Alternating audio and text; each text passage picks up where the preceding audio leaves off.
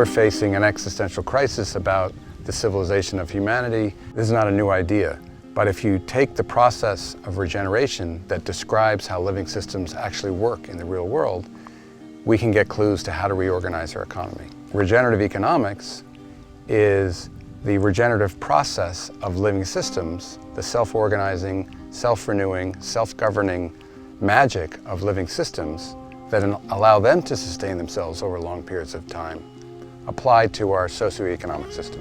What's that most dominant metaphor that we use to describe our organizations today? It's a machine. Our organizations as machines, our schools, economies as machines, the human body as a machine. So we want to move from the machine as a metaphor to life as a metaphor.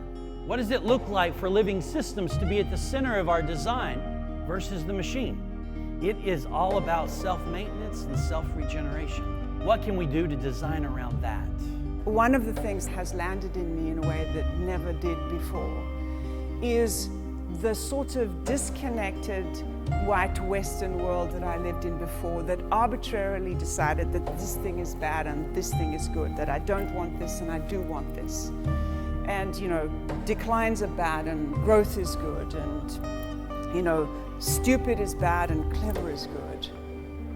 And as I hear the indigenous elders that I've been spending time with speak with grace and with appreciation to be part of the universe that we are part of, is painful and heartbreaking and frustrating and tragic. And it is magnificent and joyful and deeply inspiring.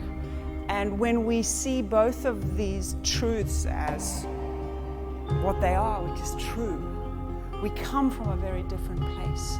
We stand in a very different place. The reason people should be interested in taking this course is that it's a very serious exercise in attempting to discern the wisdom that is available to us in living systems, the same wisdom that our indigenous elders have held for all time, and begin to learn how to feel into that new reality that is emerging around us, even if we don't yet see it. The sense of interiority is one thing that we've lost sight of. We can say it's the anima, it's the soul of humans, but it's the soul of the world. That's why it's living.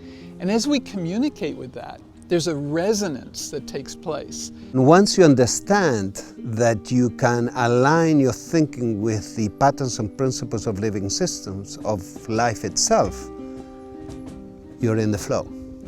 You are much more powerful than you think you are, period. I don't know who you are, it doesn't matter.